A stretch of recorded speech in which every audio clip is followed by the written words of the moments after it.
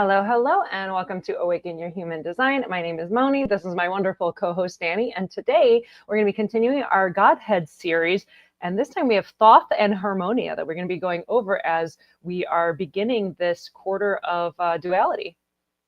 I like this Godhead series, Moni. It creates just an extra sense of flavor over the movement around the wheel, and it lumps a couple of hexagrams together to give us a little more to say about each one, and of course our beautiful way through this life of ours. Thank you, Danny. I'm glad you enjoy it. I'm having fun with it also. It's definitely one of those things that I looked into here and there before, and I couldn't really find much, and it never really grabbed me, and I didn't really remember much. But being able to do it with you as like a series and going over it the year, it's been really fun to learn this aspect of human design. You know, since you said that and we got a little banter going, the truth of the matter is when I first heard the Godheads, I was like, okay, maybe. And then when I realized there was a practical aspect, I could take several hexagrams in the wheel and now give them more character and attribute as I, read for people. I was like, all right, this is good. Now I can find some practical use for it. Because before it was like, what's the practical use for this? Sort of like algebra 2, you know?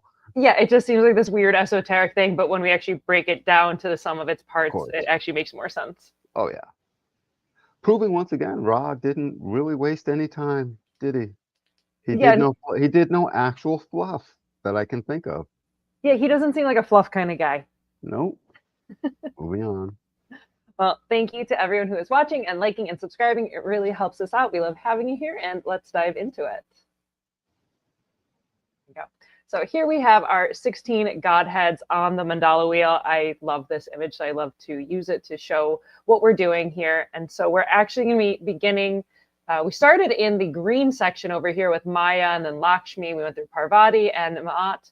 And so now we're getting into Thoth and Harmonia here in this yellow section. Yep, and that's anyone who's looking. This is sort of what I was talking about. We're in duality, and you can see there's 4 hexagrams per Godhead. And so for you out there who are avid readers and for people and doing stuff, this is a way to add in a little more color to what is it you now know. Yeah, absolutely. It's another layer. It's another lens to understand human design in this beautiful wheel. So here we're going to just go through this like a little summary version of it. We did our longer video of this section, so I'll link that up in the description box above. But here we can see how we begin with the standard, your base yin yang, right? The yin being feminine, it's being magnetic. If we were looking at like binary code, it would be the 0, and it would be the minus sign if you're looking like minus sign plus sign, right? Because it's that magnetic, it's the feminine, it's the receptive. And it's represented as the broken line. And then on this other side, we have the yang, which is the masculine, the electric. It would be the 1 in binary code or the plus sign. And it's represented by a solid line. So if we start with your basic yin yang, and what we do here is we're going to start on the inside. And if you double the yin at the bottom, and then we add another yin and a yang on top. And then on the flip side, we take the yang, we duplicate it at the bottom, and then add another yin and a yang. So then you have your 4 base pairs. And then if we continue, important to note, Moni, this is the first 2 lines of each hexagram Moni's pointing out here. The bottom 2 lines, lines 1 and 2. Just thought I'd point that out. Yeah, it's good. Definitely point it out and bring stuff up, because otherwise I'll just get lost talking. And we build it up from the bottom up. Just in general, just know that we go from the bottom up with all the lines, whether it's the 3 trigrams or the 6 hexagrams, we're going bottom up. So if we continue that process, we'll take this double yin line, we duplicate it over here, right? You have the double yin, and then you add another yin and a yang. Same thing with that yin and the yang on top. We duplicate it here at the bottom, add another yin and a yang. Yang with the yin on top, duplicate it, put another yin and a yang on top, and finally you have the double yang, duplicate it at the bottom, and another yin and yang on top. So if you go from that base yin yang and extrapolate it outwards, that's where we get these 8 trigrams from. Makes sense. I like seeing it in the wheel where we can explode the view, so I can actually see the 4 hexagrams right in a row. These are the down at the bottom here. Which hexagrams are these, Moni? Are these the lower trigrams of a certain hexagrams in a row? These So, 1, 2, 3, 4, 5, 6, 8. There's 8 of them. I'm assuming these are the 2 Godheads we're going over. well, so today we're going over water. So we went over earth already. That's what we started at. And then we already did mountains. So now we're going to be going over the water. Makes sense. Well, because for everyone, just so you know, as soon as you get to the beginning of a quarter around the wheel, you run into the same base pair all the way through that quarter. And then it starts to be a difference in the top one. So yeah, you're skipping the step, Danny. Yep. Like we have that on. I know we have the next page. That's okay. Yeah, we've done this like 6 times, dude. I didn't want to get people to get confused. That's too funny. No, you're confusing them by skipping the step. I see that. So hey, watch what we're doing. This is a thing. See, and we still like each other. Oh no, it's just laughing. It just makes me laugh because I know you well enough. So moving along, here we have another view of the body graph, and this is where you can actually see it with all like the hexagrams from the base yin yang, and you extrapolate it outwards. So this is like the full mandala. And then if we go to our next one, what we're going to be focusing on is this like 4th layer out. So you have the yin yang, and then you go into the stars. You have Dubhe, Jupiter, Sirius, Alcyone, and then on this 3rd line here, you have the trigrams. So we started with earth in the series. We've already done mountain. Now we're going to be doing water. And then this 4th layer out is where you keep extrapolating it. And that's where you have these Godheads. That now makes sense. I'm not saying anything. You just make me laugh. We've been doing this series for like months already. And you're like, oh, I get it now. Well, the thing is, I relearn this each time I look at it because I'm never used to really looking at the wheel this way, because the Godhead is the 4th line. It's the externalization of the hexagram and of the trigram. Yep. Yeah, the Godhead is the externalization of the trigram. Right. So moving along, this time we're going to start looking at with this quarter of duality where you start with Jupiter. And that's where you have the yang and then the yin on top. You can see it right here.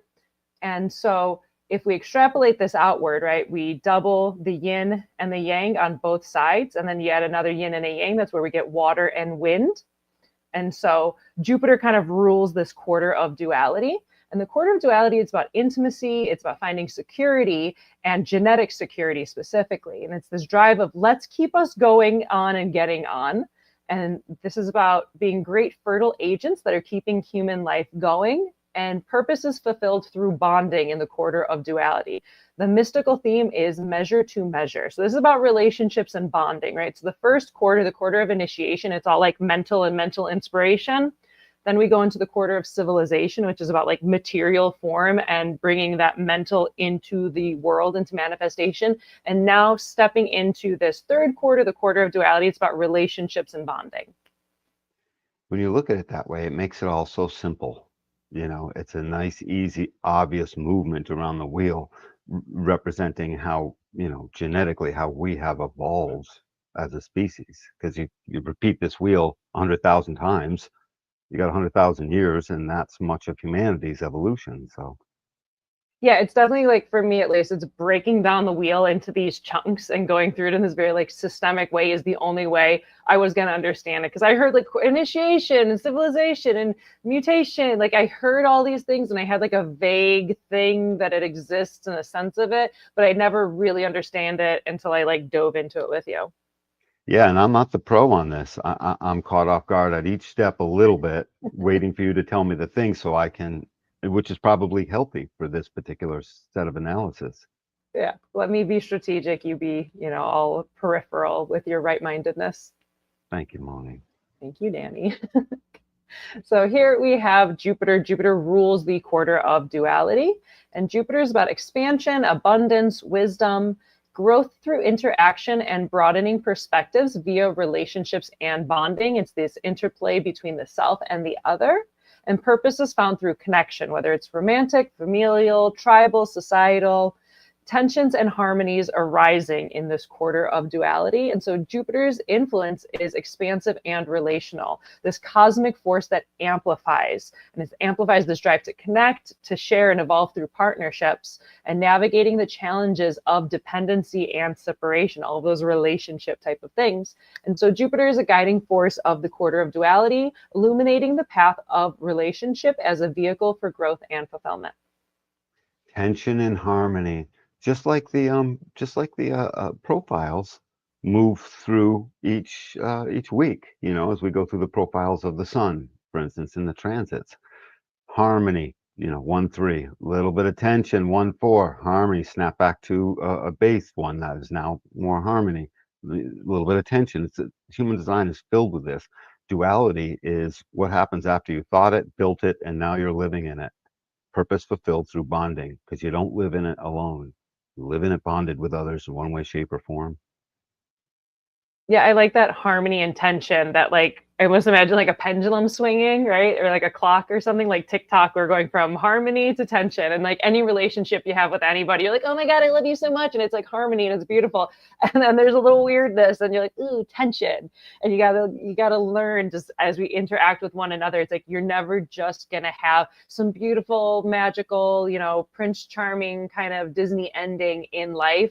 You're gonna have the pendulum swinging between harmony and tension by nature of relationships of two individual people coming together. Yeah, and the thing about that is God was so smart. If we're going to have a bunch of individuated people, right, to exist in on a space, on a rock, right, in one place in time, they have to navigate tension and harmony. They have to, because there can be no other way. It's tension and harmony. It's just walking in stride, one foot in front of the other. Some tension, some harmony, some tension. So it's just whatever. I love that. Yeah, because it's like when you really think about it, walking is just like you're moving forward as if to fall on your face, and then your own leg stops you. Right. Like you just learn how to do it well. Technically, literally, that's what's happening. Yeah. Harmony and tension, man. That's what it's all about. Taking a walk. Mm-hmm. So here we can see, as we're zooming in further on the pie chart of the wheel, where we're still in this quarter of duality with Jupiter, we're just slicing it down to just talk about the water trigram. So the water trigram, where it's yin, yang, yin. And so if we take that, duplicate it at the bottom as we've been doing, we can see these bottom three lines are the same for both Thoth and Harmonia. And then again, we just put another yin and a yang on top. So basically, as Danny was saying, as we're talking about these Godheads, which is like a really heavy word, you could kind of think of it as the fourth line externalization of this water trigram. So in that same way as like a fourth line, when somebody has a fourth line, they're externalizing to their people, right? They're sharing that. And so the Godheads are kind of like figureheads, the yin and the yang expression and externalization of water for this section of the wheel. And water is about the emotional way of perceiving, and it's flowing and formless. So water that's right, because the bottom trigram is going to change on the next two Godheads. But the base stays the same. Base stays the same, but right, exactly. Yeah, it's going to be the same Jupiter base, but then base meaning the base two. Lines 1 and 2 of each hexagram will always stay the same throughout a whole quarter, 16 hexagrams in a row. Yep. I love this. So then as we show right out to the fourth line, so if this is water, so then by layering the yin and the yang, it's forever changing the thing, is a thing. And then it becomes a master keynote you can add through all of duality, and then it's going to have a slightly different flavor depending on the hexagrams we're talking about. 7 through 59 and 40 through 6, right? They're going to have different flavors to them. But there's still a tension harmony keynote added into all of this. People whose sun earth are in this quarter navigate a tension and a harmony in a particular way. Well, I shouldn't say sun earth. People whose sun, personality sun, is in this quarter, because earth will be opposite, obviously. Right? Tension and harmony when we're reading for somebody. It doesn't mean lead with it. It means that it's going to be there when you're explaining something. Suddenly it'll be like, well, there's tension and harmony. You're part of the slice of humanity that is here helping us walk through that. So I mean, whether you know it or not, and whether you're any good at it or not, just like a projector guides us, whether they know it or not, or they're any good at being a projector or not, so helpless are we, Moni. God wanted it that way. Hmm. Yeah, that was a neat way to bring that in with like the quarter of duality. It'll always have that relationship, tension and harmony, harmony and tension back and I forth. never thought to add it per se. Not with Neither did this. I. That's why we do this series. Yeah. Because we're just going to learn as we like bumble along through it. Hmm.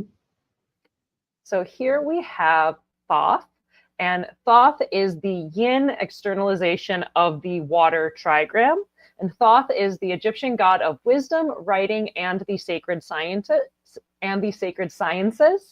And Thoth is the divine scribe recording the universe's truths, credited with giving humanity the gift of writing, measuring the heavens, and guiding the souls of the dead through the judgment of Mu'at, which we actually talked about in the last series when we were doing the Godheads, was Mott. And Thoth embodies the depths of wisdom, fluidity, and mystery, dissolving barriers and uncovering hidden truths, embracing knowledge not as rigid certainty, but as an ever unfolding mystery. Thoth bridges the seen and unseen worlds, ensuring that knowledge flows and is preserved across the ages, acting as a mediator of divine forces.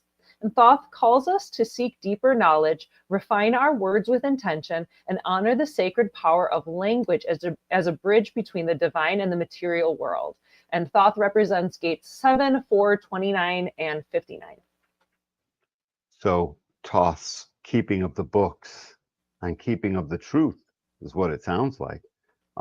There's a maxim of law that says truth is supreme in law and equity and commerce, whatever. Yeah, but it's just meaning it's supreme. So if you come to something that's the truth, nothing can change that. And this, by the way, all that stuff is taken from stuff like this. This sets the precedent for how this all goes. The truth is kept here. And why is the truth part of measurements, all the things we've learned? Because we don't have it all to write down while we're in civilization. Like always, what's the full experience? The full expression of the experience is they persevered, they were in it in the moment after it was all done, as themselves as part of the vessel of love that then empowers the direction, and then they reflect on it. This is the reflection part of that. And it is a bonding process. Please don't only reflect alone. We reflect alone plenty, but I'm just saying we're going to share those, and those 4 hexagrams are going to guarantee we share it. I noticed they were collective and tribal, but as we get through the hexagrams, so then we'll start to see in the hexagrams, it'll become apparent, literally, why is this the measuring zone? What's so important about that to duality and the act of bonding and the creation of more? 59 is in this quarter, in an important spot in this quarter. If ever there was a gate that guaranteed the reproduction of humanity through bonding and through mating, it's 59. And it's surrounded by all these gates that ensure it's not just caveman first line mating, it's bonding. And we're going to see how that gets thrown in together as well. It's interesting because even like the words you were using, like the first one that stuck out was like reflection and reflecting upon something, which I was like, well, that's very watery. Like you could see your reflection in Look at water. that. Yeah. And I was like, I know you didn't do that on purpose. I know that just came out. So that was kind of fun. And then even that idea of like reflecting upon what has happened, right? The last quarter was the quarter of civilization. That's manifestation in the material world. And when you're in it, you're just in it. And it's like, it's only after something happens that you can kind of be like, what happened, and take stock. And like, yeah, you can go over it on your own. But at least for me, if I'm going over something, I end up like looping in it. And it's like, I could drive myself crazy to the point of like, I don't know if any of these things are real or if I could trust my interpretations on them. And you do need like another person to be like, hey, reality check. Is this what happened? Can we talk this out so I can create a sense of what that is? So I'm not just looping into myself.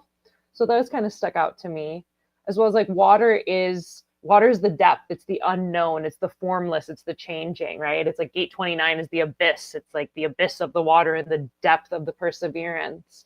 And even 59 with like sexuality and intimacy and bonding, like it's a very watery kind of act with another person to be engaged in. So it makes sense that like water is that trigram in that regard. Yeah, absolutely. Water is the cradle that holds the life. It's totally appropriate that it is at the beginning of duality, where the life is not simply reproduced. In the first two quarters, it's not like people weren't making babies or, conceiving and becoming pregnant. It's just that as we keep going around the wheel year after year after, decade and century and millennia after millennia, we come to this quarter and it reminds us through the programming agents of the sky that are up in the sky, literally, those programming agents, the planets, they let us know that if here is where the water is, that the water is the cradle of not only the information, water stores data, period. And we all know the whole part of the cellular process is to turn the water over. I mean, we're turning the cells over, but the cells are mostly water. It's the water that holds the memory. Literally, it's the water that holds the life. It's the water that does all this stuff. Water is apparently this guy's recording tape, right? It's his master little tape that loops. That's good enough for what water is. It's a CD-ROM. God, I'm dating myself. It's a flash drive. Oh, now you're dating yourself if you're getting into flash drive. CDs, you're still a little bit. It's an 8-track What? player. Yeah, CD-ROM. I did say ROM.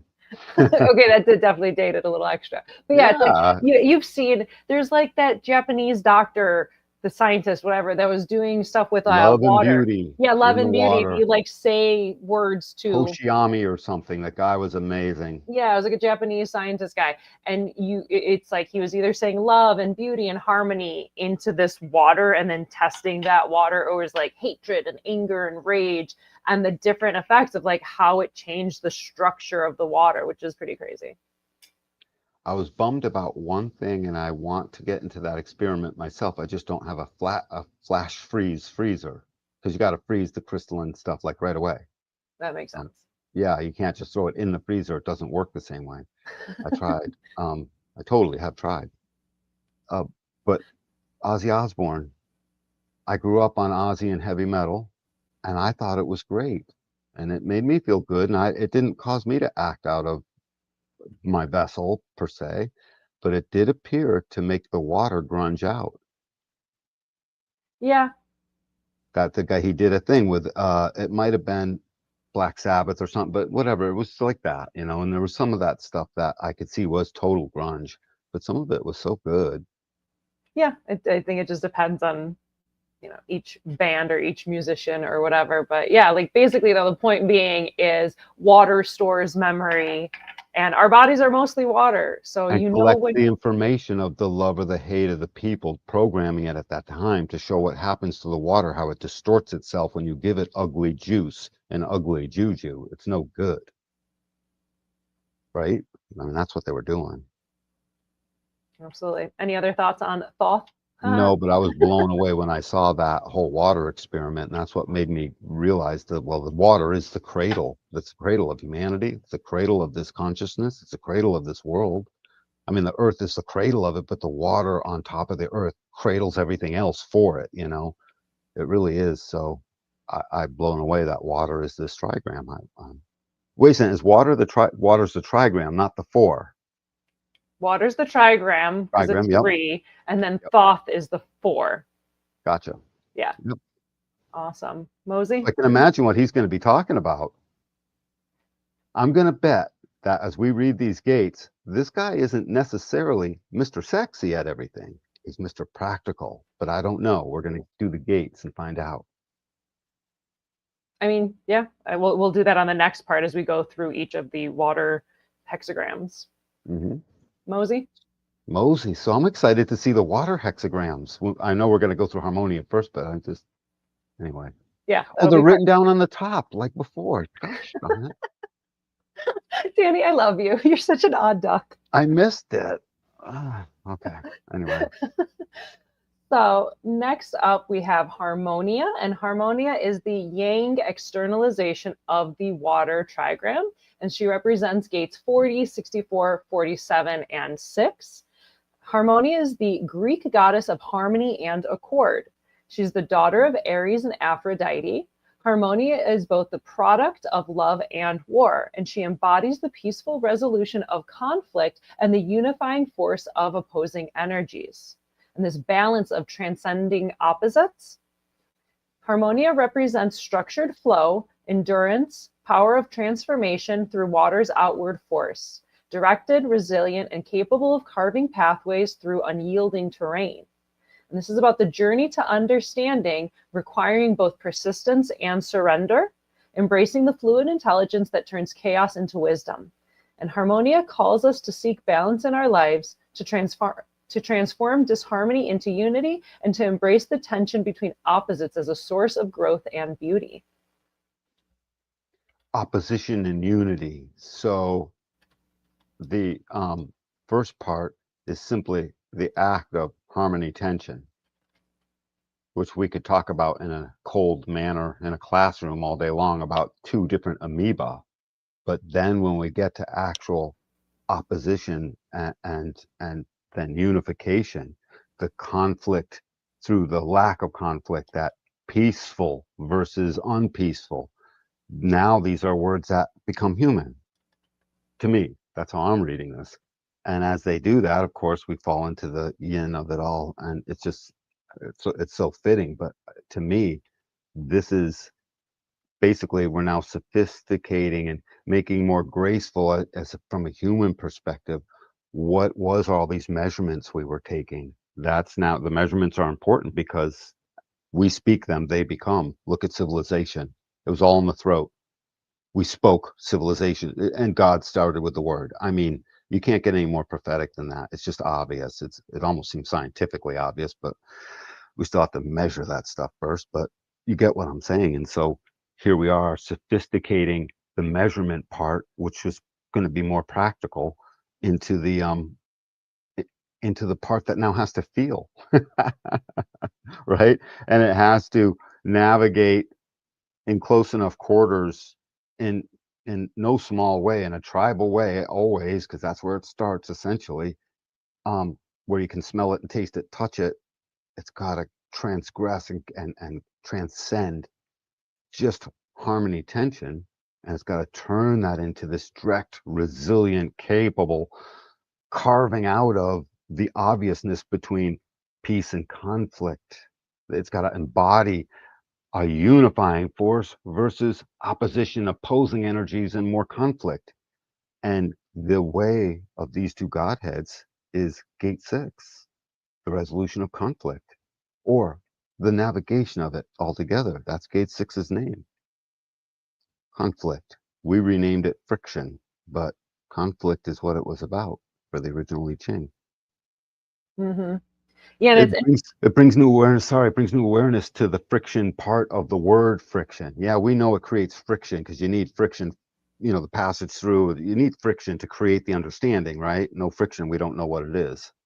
If you ever cast a thing in the water to catch a fish and you pull nothing, there's nothing there. It's only when something starts tugging on it that you know you're into something meaningful.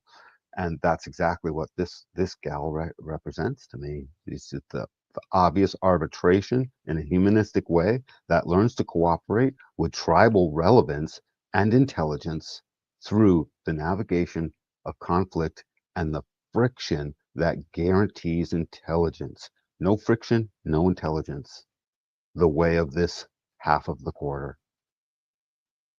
Yeah, yeah, it's really interesting, and understanding the quarter of duality as this like relational interaction. And especially, it's like we just went through with Thoth, it ends with gate 59, which is about like sexuality and intimacy. And then going into like Harmonia, you have gate 40, which is about like aloneness. So it's kind of interesting that we shift from like intimacy into also aloneness. And then it ends with gate 6, which is like another, like, so like 59, 46, it's like these are all these kind of like tribal dynamics and interactions. And there's a definition here. And that definition mirrors something that's on the other side. So there's a deep, deep connection here. Do you see the definition, 6447? Oh yeah, the 6447, that is right there. What's going on in 6447? Mind, right? Mm-hmm. This is the deep, I'm just saying, it's like the real abstract version of what's it all going to mean is left up to the yin here, obviously. And 40, the aloneness is after the work got done. It's not just aloneness all the time. It's sort of something is done and then you're liberated from doing things into your aloneness. And the deep, dank place that you derive meaning is when you're alone.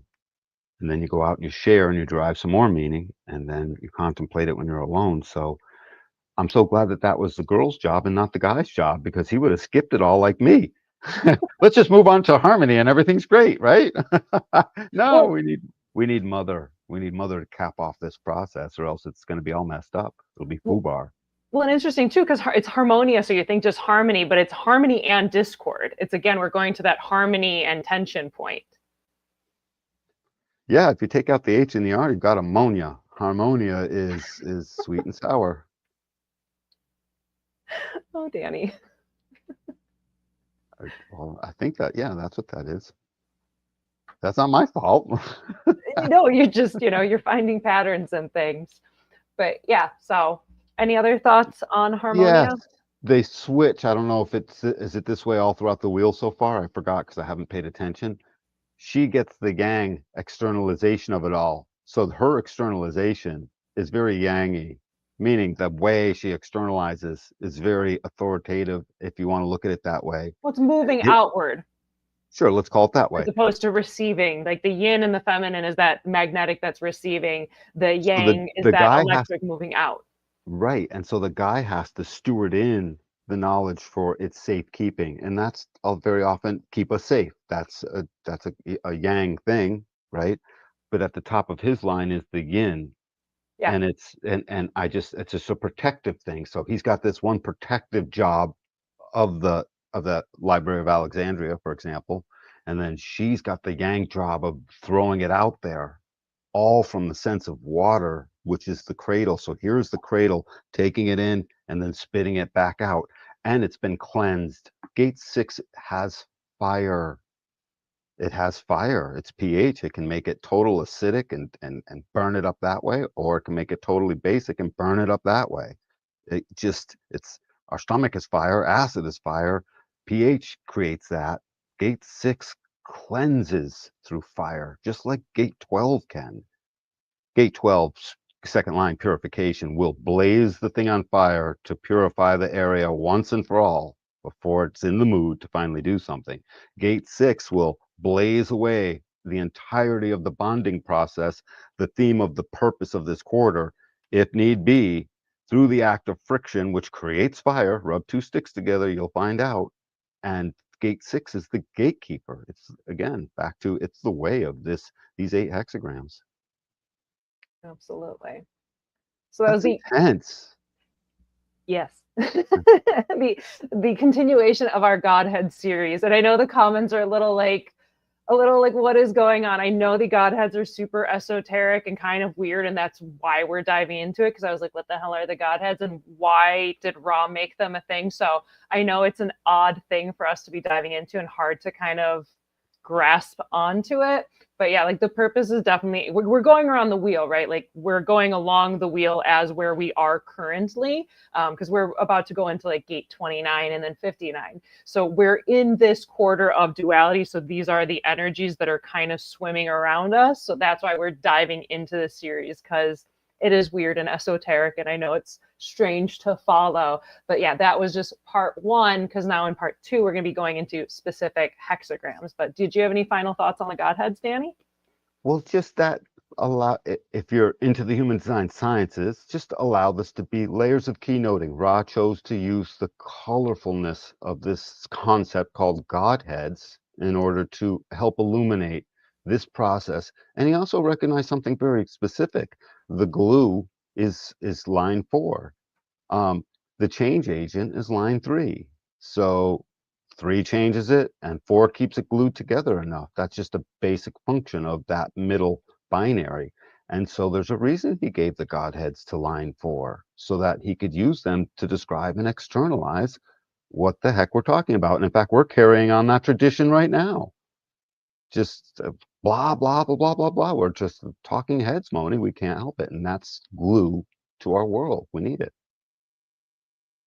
Yeah, thanks. I think that like may help to add a little bit of like practicality to like why we're doing this. It's just this is where we're at in the wheel. The water trigram is kind of the foundation of what we're in right now, and then the Godheads is what like externalizes that. I found deep practicality in this. I found 3 new keynotes I get to add in, and I know why I'm adding them in. They're not just words on a page. I have to intuit. They're, we've got that harmony from disharmony and harmony, and then it gets finessed. I've got a good, clear picture of what's going on here and why the water. Because it was a mystery to me too. I still rolled my eyes as I listened through much of this series. I was like, yeah, yeah, it's a thing. Yeah, it's a thing. And then I did my imagining, but now it's coming to light about 8 years later. It's funny. So there you go. Just stick with it. Comment section. I Just stick never with it another worry. 8 years. Yeah, I never worry. I never worry. It always comes around sooner or later. Absolutely. Always. Yeah. Perfect. So for part 2, we're going to be diving into the specific gates, the 8 water trigram gates that we're already into right now. We're in the the quarter of duality. And so we're going to be diving into each of these specific gates through the lens of the I Ching and the trigrams. Awesome. Yeah, and you can see this is actually, I have the little graphic going, and these are repeating of the 8 water trigrams. So you can see these bottom 3 lines here are the same. It's the yin, yang, yin, and then the top ones are changing. So here are your changing lines. Look at the changing lines, peeps. That's something to just let that blow across your eyeballs for a moment. Yeah, it's just like that. That's the I Ching, and which we are referencing with human design. So there are your changing lines. And that's our genome. That's going on in your body right now, sped up by a whole bunch. I mean, think about it. That's what's going on right now, right inside under your skin. Water trigrams. And the thing that stays the same is the bottom 3 The lines. bottom 3. Yeah, Awesome. the top 3 are changing through, but the bottom 3 stay the same. So thank you everyone for hanging out with us. I know this is a weird and esoteric series, but it's just kind of fun to dive into because it's part of human design, and I wasn't going to be learning about it any other way if I didn't make an episode about it. So, thanks for hanging out. I think it's perfect. Oh, thank you, Danny. So starting off, we have water as the trigram. And so water, so all the trigrams of the 8 trigrams have like a family position. So water is the middle sun. And so if you look at the bottom here on the graphic, it's a yin, yang, yin. And so when you're looking for the family aspect of the trigram, you're looking for like the outlier. So you have 2 yin and a yang. So it's a yang. So that's going to be a sun. And it's in the middle line. So it's literally the middle sun. So that's where you can kind of, mnemonic device, remember these trigrams and their positioning. And so water it's about deep water. It's flowing and formless, and it's unconscious to fire's sharp lucidity. Water is fluid, intuitive, and it's about emotional way of perceiving. It's about danger, exposure, solitude, and the need to respond with courageous self-reliance when confronted with the haunting unknown. They just said a whole bunch of words that keynote the gates we're going to talk about. Oh, good. Yeah. Yeah, especially the this unconscious unconscious to fire sharp lucidity.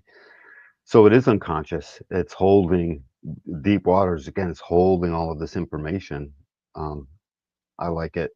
You need to respond with courageous self-reliance when confronting haunted unknown, fluid, intuitive. It's emotional. We're in an emotional process. That's for sure. Yeah, it's like water it's deep emotions, and it's scary. Like you see some like dark, murky water, it's scary. It is dangerous. There's a lot of potential there, but there's a lot of fear and exposure and the solitude of like, lost in the ocean kind of thing. It's something that's bigger than you. Right, like the water of mother's womb. That's a deep sea dive for the baby in there. Mm-hmm. Yeah, water is the foundation of the gates that we're in right now, just in life, and the gates that we're going to go through. So there you go. Awesome. So starting off, we have gate 7, which is the army, and the role of the self in interaction. And the trigrams are earth over water. The stream within the earth flows strongly because the earth accepts and absorbs all the water that falls on it, gathering an army with the same open acceptance, tending to its growth. Finding strength in the flow of the whole self by recruiting all the different character traits and hidden underground emotions. Yeah, so gate 7, the role of the protector of the water, the protector in a sense, but it's not just the muscle-bound protector, it's the gathering protector. It's this protector that has a sense of logic and understanding that this is going to fit in. It's a particular puzzle piece. It's going to logically fit into something. We need it. And that sense and that externalization of this fourth line of doing that is perfectly suited for gathering all the opinions of the other people that are around and gaining some kind of consensus. That's why the fourth line of gate 7 is called abdication. It's the capacity to give and take quite more easily. I'm a fourth line. I know all about it. And it's a great process for me. I get it. And so the gathering of the army, this openness, that is a tendency towards growth, because growth is usually logical unless it's just for growth's sake. But this water is holding intelligence, that the keeper of it is ultimately holding the role of these 4 gates, and the army is one of them, part of the Sphinx. So part of the role of the protection of gate 7 for all of the measurements and the information and the library of it all, part of his protection is making sure logically this thing is charting a path that will sustain into the future. This is the army, the protector that sustains it into the future, just like the mama bear helps sustain the cubs into the future. We'll get into that 4 hexagrams from now.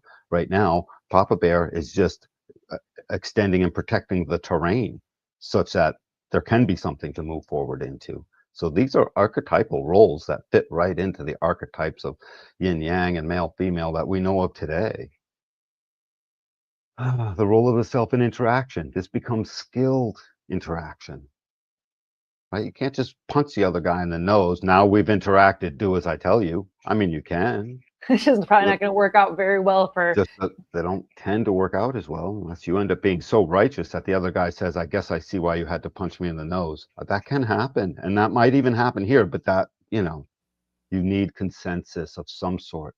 The army must be willing. This is volunteer work here. And the heart, what's stronger than the heart of a volunteer? I don't know much. In fact, the word volunteer sounds like a calling.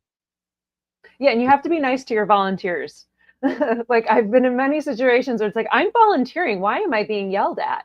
Like, I want to help you build something cool. Why are you being a jerk? And then people are going to leave, especially if you're volunteering, you're not being paid for something. It's like, no, you better treat your volunteers very, very well. And 7 is about that direction that's ultimately going to go towards influence. So in order to influence people, like, you got to give them something to rally behind. You got to treat them well. Pointing straight at influence and the manifestation thereof, proving that there's a direction right around the corner that's gonna move because it's in the throat center. So gate 7, the protector of it all. This is very enlightening, Moni. Well, You were thanks. right. I was low energy before the show, wasn't I? Yeah, Yep. you were real wonky. Yeah. I'm glad we've given you something to respond to and you have a little bit of life in you now. Moving on, we have gate 4, which is youthful folly and formalization. The trigrams are mountain over water. Pure spring rises under the shelter of the mountain. It doesn't know where it's going, yet its flow becomes steadily deeper and stronger. In the same way, nurture personal character and strength with the fruits of going forward and taking action. Learning comes from experience, not in the form of ready-made answers. Yeah, the cool thing about this is, so we've got what was this mountain over? So we're gonna have all the things over water, earth, mountain, blah blah blah. There's gonna be lots of things over water here. And so this gate 4, this youthful folly, that is sort of immune from prosecution. It's not quite approachable as in having done anything wrong. It's youthful. And it's constantly formalizing. Its job is to come up with identify logical formulas. Just identify them. Is that a logical formula? And then throw it down to gate 17 to foster all the details and the opinions that will give that formula life. It's a whole process pressured by gate 63 of a doubt that gives a logical capacity to it in the first place. And this whole nurturing part, nurturing of what we just left with gate 7, the army says we move forward, I'm the protector of this, and right afterwards the pressure got received into gate 4 to do exactly what I just said, come up with the logical formula that's going to preserve the protection of this. All that's left is to get to gate 17 and 62, which don't even need to be here next. It's just, it's going to be in the world.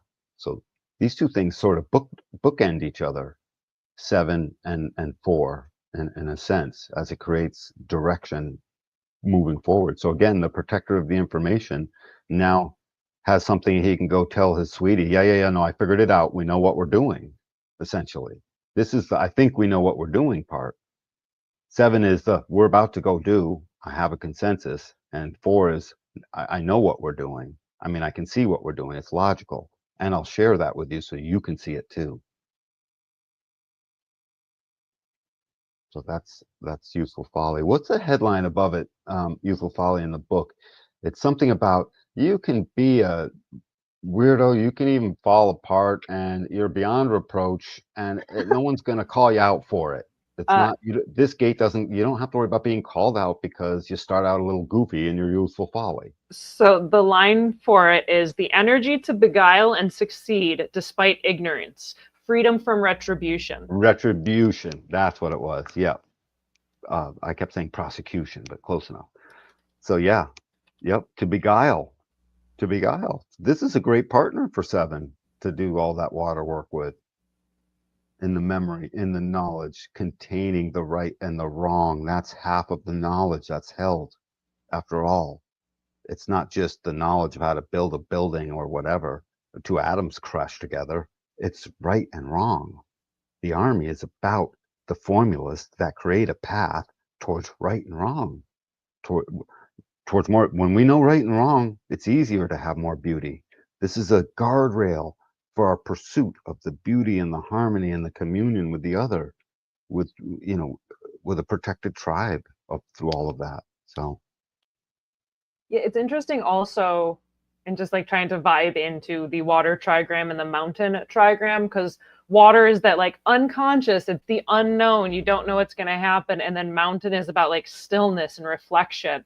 And so it's interesting that combination to be youthful folly, where it's like, and the people I know with gate 4, especially when it's like in their sun, it just, they always have a possibility. Maybe it's this, maybe it's this, I don't know, maybe it's this, and they're just they're gonna throwing find out. Yeah, and it's just crazy possibilities, and some of them are brilliant, and some of them are like, I don't know where to go with that. But again, yeah, it's like there's freedom from retribution with gate 4, because they're just popping out what could be. It could be this formula, it could be this one, and possibly this one, possibly this one, I don't know, let's see. But they're just kind of throwing it out there to see what sticks in a way. The energy to beguile. I love that. What's it beguiling? When you think about it, to beguile is a shared thing because you beguile something else or someone else. Yeah, the energy to beguile and succeed despite ignorance, where it's like they don't know what the hell they're talking about necessarily, but they can, yeah, not yet, but they can throw out these possibilities that you're like, I don't know, I guess it could be that. So I guess it would be a sense of beguiling when they throw out a possibility. You're like, I don't know if that's an answer or not, but like you kind of stumped me there. It might be. Like that's what I kind of feel with that. Yep. And at times they could also beguile parts and fringes and aspects of the social norms that may need to change. They could beguile the stick in the mud that doesn't move with the army, regardless of how logical the formula starts to take shape. You can beguile that guy. He needs to be beguiled. Good enough. Awesome. You feel good about gate 4? Mm-hmm. We did have a question that maybe, I'll pop back because it was about gate 7. So evolve with Greg and Leah. Hey, Greg and Leah. Hey, Greg and Leah.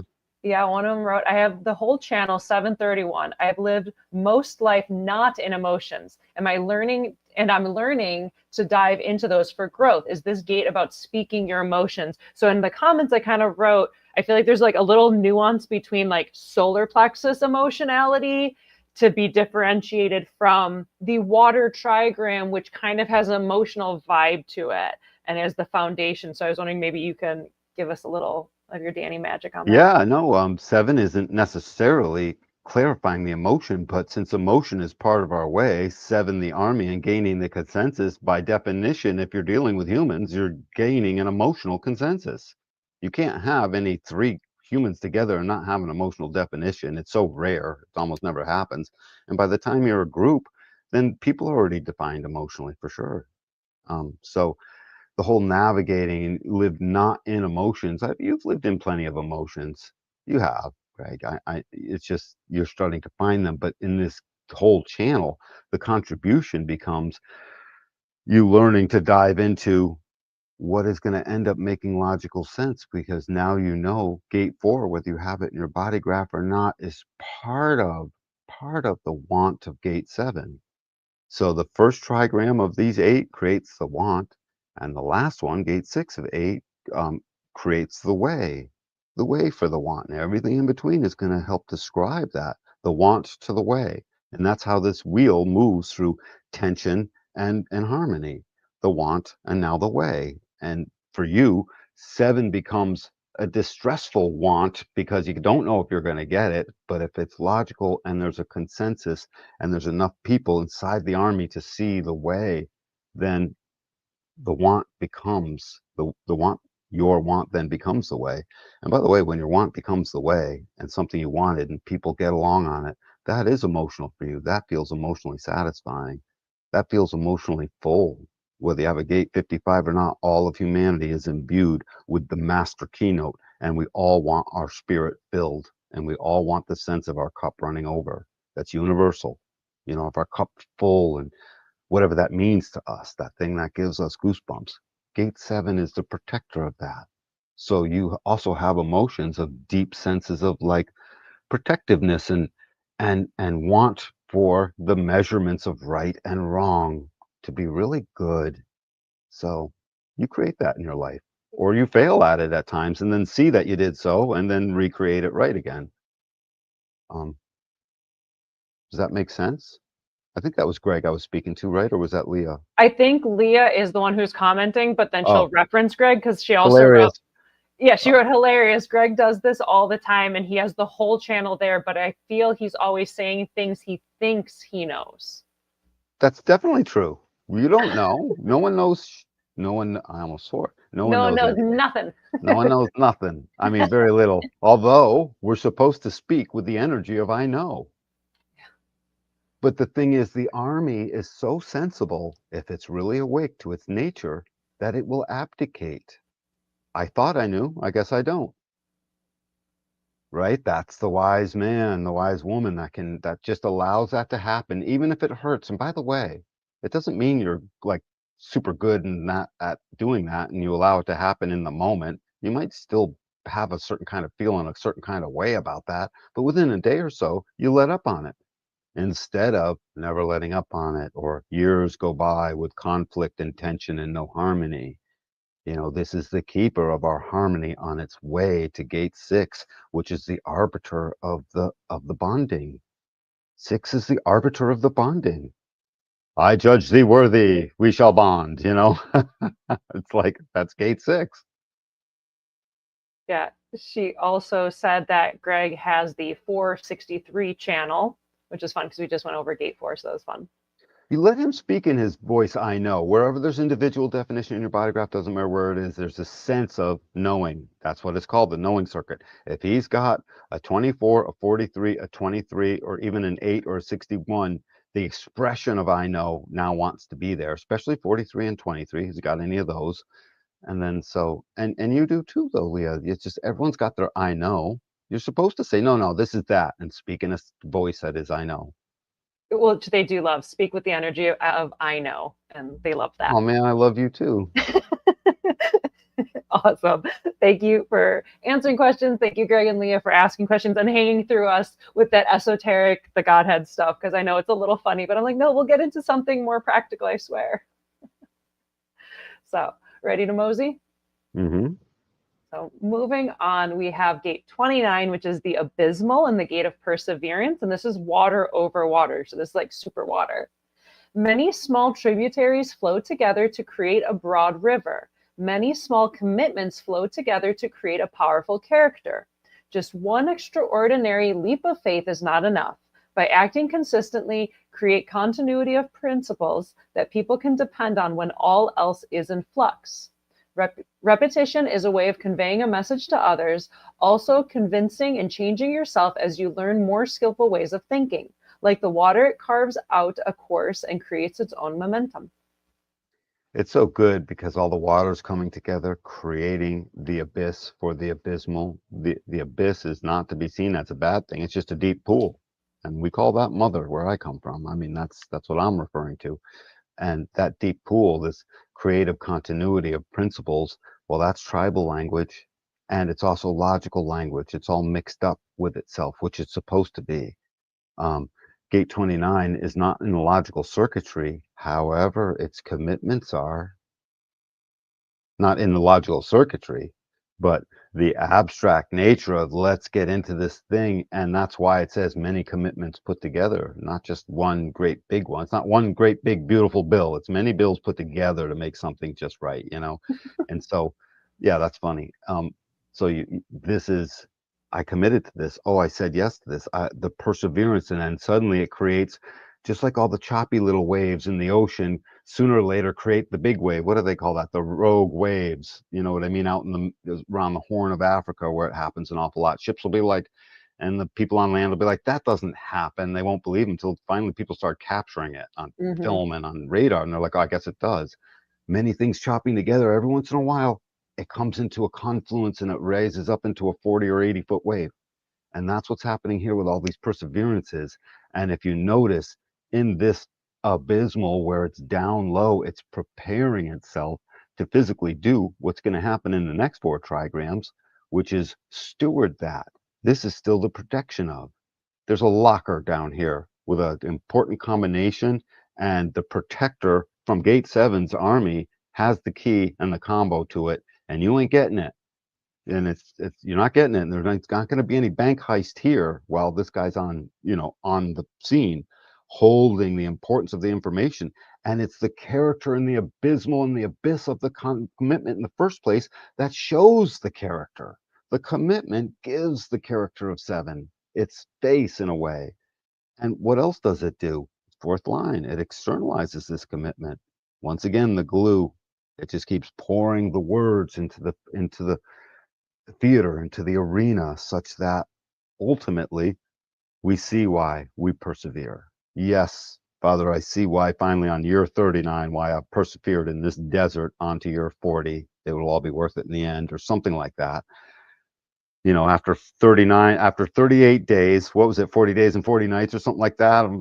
Where am I going to land? Sort of like Waterworld. That must have been intense. And like, yeah, even well, this idea. Go ahead. Well, 38 and 30 on days 38 and 39, there was perseverance there, right? Like, we just got to get through it.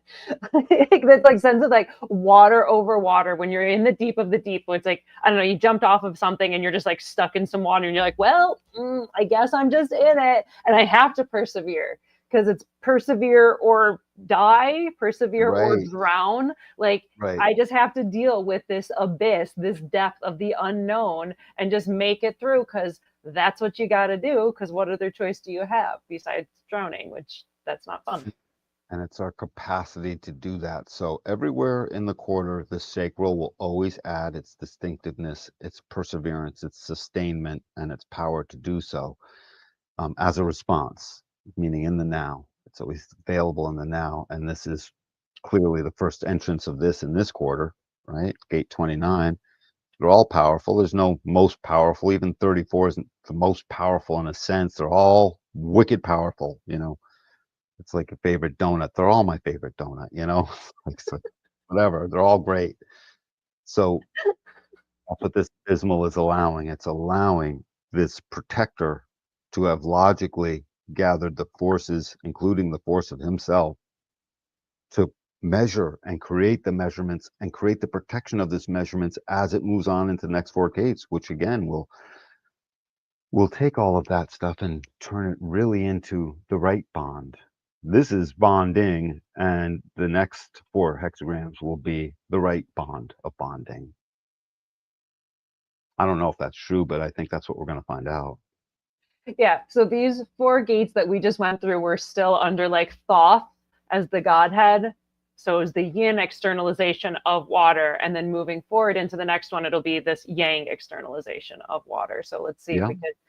Is that in the next hexagram, or do we have one more in Thoth? No, I think this is the last one. Let's see. Okay. Oh, no, you're correct. We have one more. So we have 59.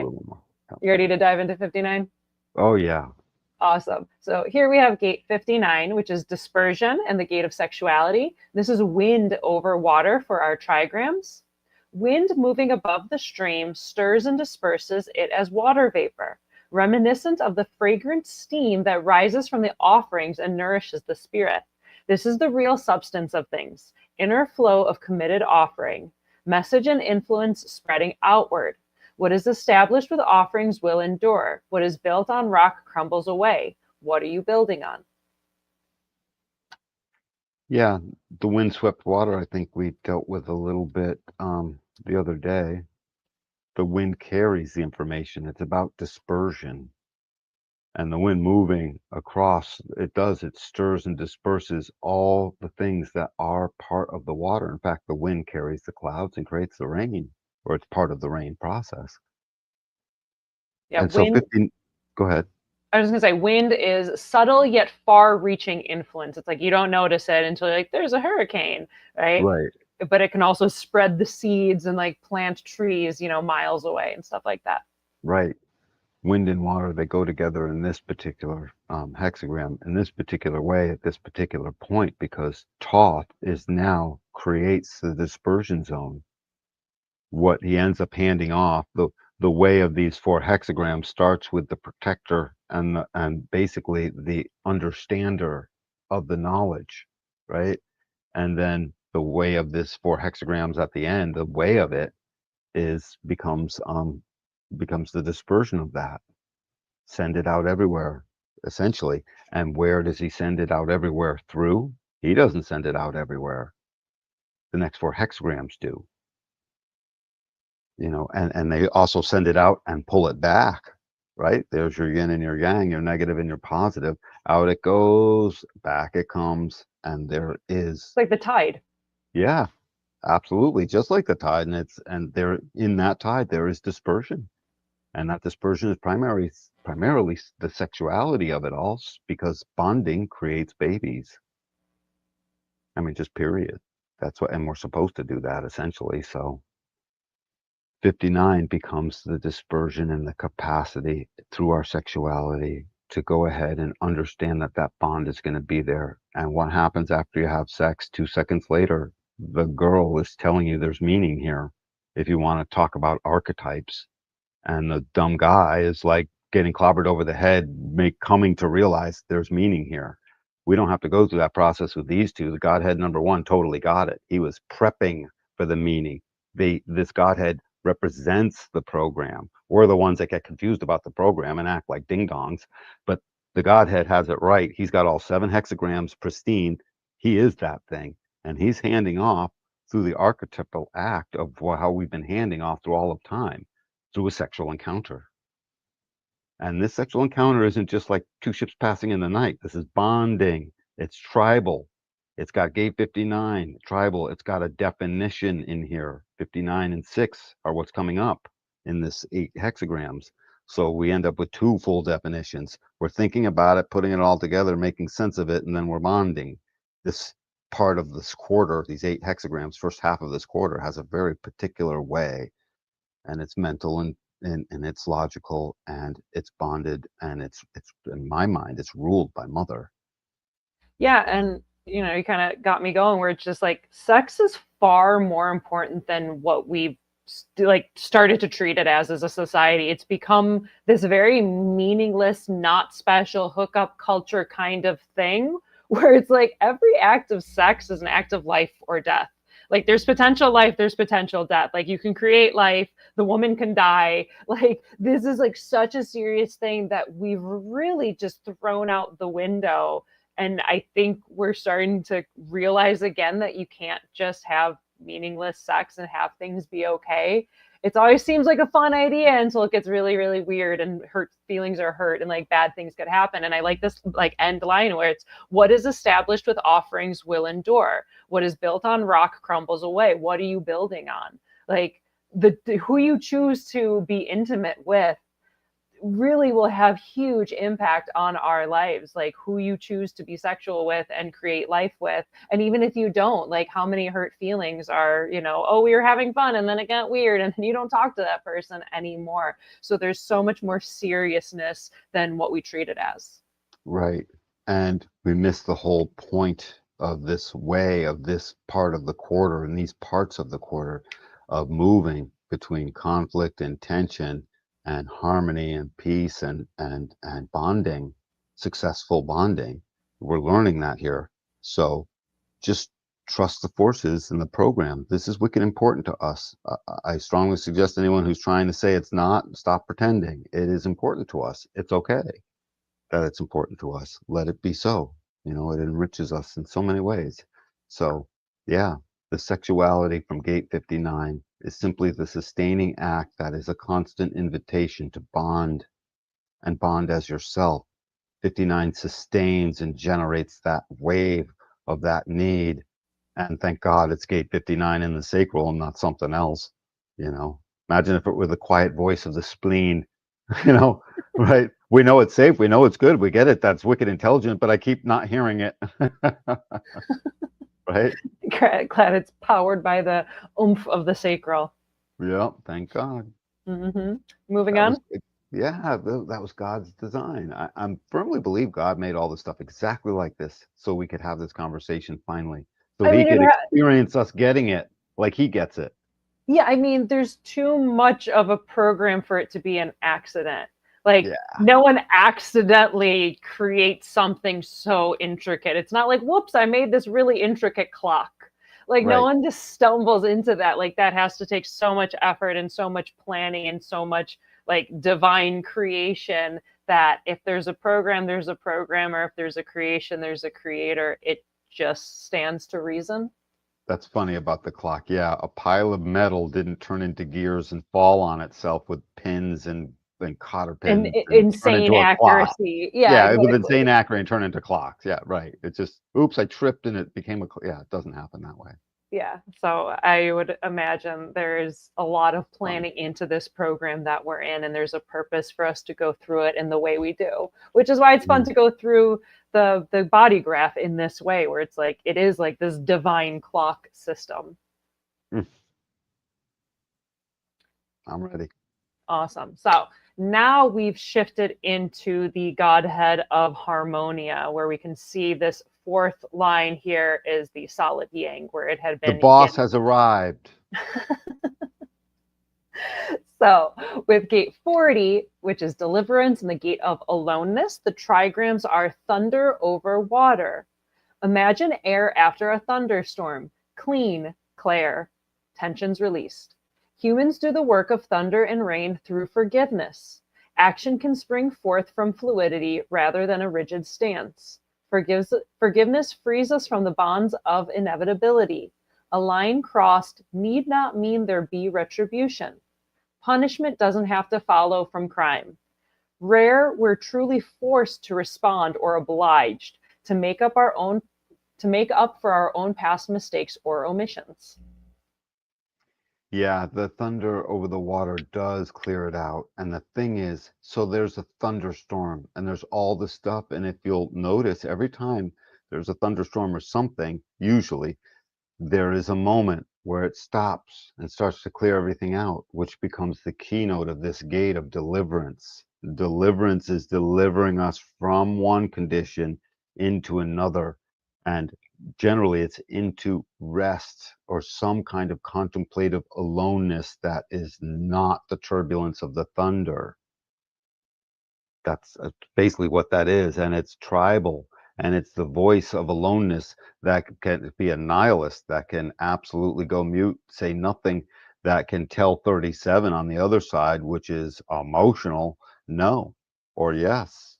It's waiting for it, and it's waiting for its proper language. It's a sophisticated language. We just left dispersion. Sexuality all by itself might not be very sophisticated in its language, because we don't know. You're just two people are hot for each other. That could be all the sophistication that's needed, but not here. Here it's saying even gate 37, which it doesn't have, is still presumed to have needed to deliver its affection.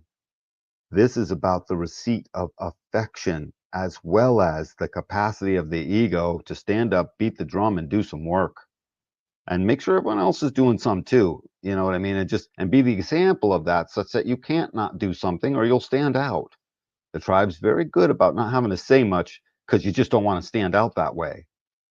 Right and wrong. Again, we just got through with some right and wrong going on. Wicked important. The keeper of right and wrong delivered. And in the deliverance, Gate 40 says it's time to get to work. So that's what Harmonia is saying. She's like, I'm Harmonia. I see that Moni picked a really cute Disney-like picture for me. Don't I look adorable? Let's get to work. Get to work. Get to work. This is partly what this is saying. And get to work with a sense of right and wrong. And the right and wrong and the work, once delivered, gives the payoff. The affection of Gate 37. Which affection isn't just simple affection. Oh, there, thanks so much. It's the affection that imbues trust in a relationship, that makes for the feelings of safety. God, that's a big one. You know what I mean? Talk about being able to think straight when you feel safe versus when you don't. It brings all of these aspects into everything that would go along with affection. Supportiveness, you know what? I'm in a supportive place. I can't stand out as being the only non-supportive one. All these activities that we will conduct around Gate 40, especially coming off of the last 4 gates, with all of the knowledge and the delivering of it, we accept the delivery. And from that deliverance, our point of transition is we see it now, and we now transition through. And we transition through into Harmonia, who's going to make us all get to work. Bonding and tribing out and following some rules and coming up with the principles, which we went through on the other side not too long ago, and all kinds of things of this nature. Yeah, and I really like that like harmony and discord aspect of Harmonia, because again, Harmonia, it sounds really nice. Like she's just about harmony. She's really cool. Like that's what it kind of comes off as. But it's like no, it's that balance. It's both. She's the like the source and creation of that harmony and the discord. That balance of like even like that 40-37. It's like I've worked a bunch. Now I need to rest, or you haven't worked enough, or you have to work enough to have the place in the tribe to like earn your meal. There is Right. that tension right there. Right, right. There sure is. There sure is. It's almost as if you could have given Harmonia 2 faces. The face, one facing one way a little bit, the face that's right there, and then another one with a little more, not mean, but like a little more More stern. stern look, like the school mom is like, come on, kids, step lively. It's time. We'll get to the two-faced Godhead later on in the year with Mithras. We all could be very two-faced. It's in not a bad way. I'm just saying we all It's just have like our I Harmonia. think it's part of the human condition. It sure is. It sure is. Perfect. You feel good about gate 40? Sure. Awesome. So continuing on, we have gate 64, which is before completion, and the gate of confusion. The trigrams are fire over water. Fire and water, right elements to cook with, but in the wrong places relative to one another. The next task is to find better places so they can work together coherently. A careful, respectful awareness of the undercurrents, like the acute eyes and ears of the fox, attuned to the river's flow beneath the ice. How different elements and processes in a complex situation flow together and find ways for people to relate more harmoniously. There we have that word again. Yeah, and it's complicated. It's complex. There's a lot goes on. 64 is the pressure to mire through 1 trillion different possible film clips of data to see which ones will go together with which ones to make sense of it. Underwater, like it mentioned, the water itself contains the abyss. We can't see down there. So 64 is confusing. What's this one? What's that one? What's this one? But you're going to find we're about to make sense of it in the next hexagram, because this is a definition here in this part of the wheel, which I find very attractive. I'm very glad it's here, because we got to go through that. It creates meaning. This is part of meaning making. And in a relationship, the guy just wants to have it fixed, and the girl pressures her to make it right, and this particular way, in this particular color, maybe, and in Make this it nice. make it nice, right? I mean, as an archetype, that could go either way, by the way. But I'm a guy and Moni's a girl, so I'm going to speak in the archetypes of the archetypes. And so, I mean, it's literally conversations I have with my boyfriend. If you're going to do it nice. Make it nice. right, Don't and bother. You're sometimes not going to do he's like, no, 2 nails hold it just fine. Your dad, right, with the TV stand. Yeah. Oh my Right? God. Don't even. But Yeah. it's perfect Yeah. to illustrate. And so you add it all together. The TV stand, by the way, was a chair and a stool or Don't something else. even. It made no sense. Just So, let it go. but it made sense to him, and I like it. I'm okay with it. It was a in the moment practical solution for a moment, but then you fix it into 64 it says, better. nope, there shall be contemplation. There shall be contemplation. Before contemplation doesn't mean no contemplation. It means we're about to be contemplating a whole ton, and 64 is a big fat part of that, is the thing, and it pressures it because it's from the head center, the pressure to translate our existence. So it's not just trying to contemplate the practical one little thing. This fits into what's up with our whole existence, and this is part of the yin question, coming from the yin character being put out into the world in a yang way.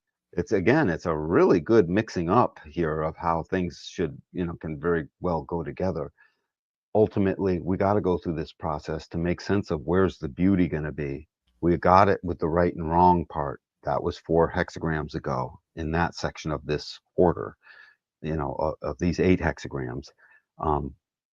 We got that, and it's very brilliantly done, and it was protected, and it was put together, and there's a lot there, and it's logical. It's going to move us forward. Let's contemplate what is the meaning of this. There was no head gate in the last 4 quarters. There was a logic gate, but now there is a head gate, a pressure to translate existence. So we will have meaning. And now what is that meaning going to be characterized by, and what's it going to be held with? The starter, the initiator, the gate 7, the army that put together the capacity to move in a direction towards more beauty ends up moving towards this more beauty of coming to the realization of what's it all for? What's it all for? Again, purpose. It didn't say fun fulfilled through, mind, purpose fulfilled through. It doesn't say fun, whatever, a good time fulfilled through bonding. No, it says, purpose fulfilled through bonding. Each one of these is purpose, purpose, purpose. And you get back up to that head center, and you find that head center is one of the keenest drivers of the purpose, because its question is, what's up? What is the deal? Translating existence is a lot of work. Let me pressure the translation of existence. So you think about it, there's a lot of ajna action going on here, lots of it.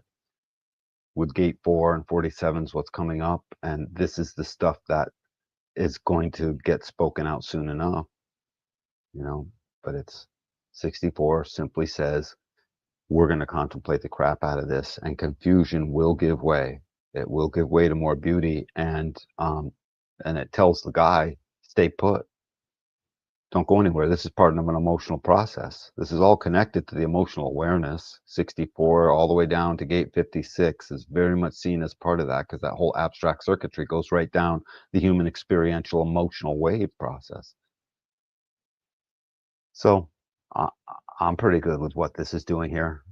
This is no quick actions. Let's stop and think about it for a minute. It almost demands, in fact, you'll see the next gate is about clarity, the keynote of the emotional process. So I'm ready to move on. Yeah, I had a couple of things that I thought of. I really enjoy, as you're saying, like confusion and before completion, and then looking here at the hexagram, it's like yin yang, yin yang, yin yang. It almost looks like a deck of cards being shuffled. Like there's nothing. Totally. Like it looks like it could be confusing, and it's like before you complete it, it's like if it's like yin yin or yang yang, it's like cool, I get this, let's continue with. Oh, and then it's like no, it's like different each time, and you're like, how do I put these pieces together, even kind of in the shape of that hexagram that I enjoyed. Right. And I also like, if you're thinking of it within this relational sense, like we went through 59 in sexuality and then 40 of aloneness, and then 64 is like, how do I make sense of it? It's like you're in a new relationship and you have some intimacy and then you're alone and you're like, what does it mean? Are we together? Is this serious? It's almost like I could feel that kind of energy with the 64. Totally. Like, And that's the maturing process. That's the maturation process of what gate 64 is a part of anyway, of that circuitry. That's the format for it. And it is trying to mature steadfastly. It is trying to mature the process of what does it all mean, making sense of it. mm-hmm. And in this case, Mother will make sure we know darn well what it all means. And it will be imbued with protectiveness, right and wrong, and all of the knowledge needed. Perfect. Yeah. Yay. So moving on, now we have Can I gate add, in a perfect world, you don't go back, but just in a perfect world. Everything I just said, in a perfect world. And now moving on to gate 47, which is oppression and the gate of realization. The trigrams are lake over water. Lake water drained into the stream below, where might have been the sparkling center of vitality, communication, and exchange. There's no water left, no energy for communication. Lake water drained downward and inward, merging with the stream in a single strong current. Let your mandate, what you are called to do, flow together with the aspiration of your own heart. To strengthen one another, creating inner momentum to fulfillment. And the two are these two gates. In part, that's part of what the two is. That come together to create this life force here. That's no small thing. So 47, it's oppressive until you have the realization and go, aha, and then it's not oppressive anymore. And see, it's the act of the oppressiveness that causes us to stay in it with the pressure above that was just happened the last hexagram to finally make sense of it. Basically, if this part of the wheel didn't have 64 pressuring 47, 47 might just chill out and be like, yeah, I get it. They want this. Well, maybe I'll get to it one day. I'm not under pressure, right? Honey, take the trash out. Honey, take the trash out. And the truck's not here yet. Honey, take the trash out. Okay, I'm under pressure. I guess I'm taking the trash out, right? Uh-huh. Yes, and now that's okay. Do those two people, are they mad at each other after he took the trash out? No, there's a keen understanding and a realization that moves away from the oppressiveness of the confusion. This is a constant. This place in here is where very needly and in a minutia kind of way we'll be stepping back and forth between harmony and a little bit of conflict, and then some harmony, and then some peace with all, what I'm saying, between the two things. So that'll happen a great deal in here. The realization will definitely move towards what the yang expression, externalization of this particular character is giving us. She's giving us the externalization of the way of making sense of and finding opportunity and how this is all going to work together, and then opening the floodgates and allowing it to be. I know it's a yang line for her, but it's still a very open, receptive, allowing process. This gal has no idea for sure what's going to happen through the oppression and the confusion. We wait to see what that is. That's the whole idea of a realization. We don't have the realization first and then go through the oppressive process. We go through the oppressive, confusing process to get to the realization. The realization that bonding is worth it, and it's needed, and it is right, not wrong. And at the end of the day, 6 will then sanction that and spread open and become open and enveloping for all of that, ultimately with a razor sharp purpose. By the way, Kate 6 is no fool. It's just going to become open to the intimacy, to the bonding, and boom, we make more. Yeah.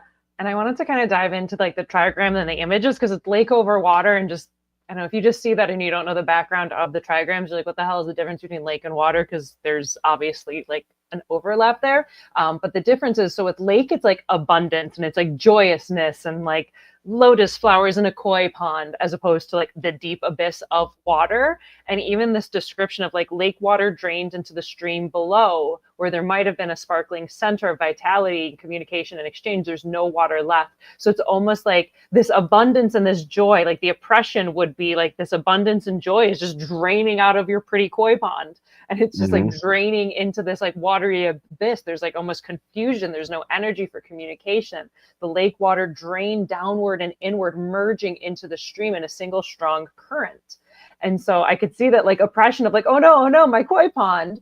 And then what's interesting is I like to think of 64 and 47 as like 64 is like the film clips that are just like running through, and then 47 is the editor that's going to put those film clips together in a proper order to make like a storyboard.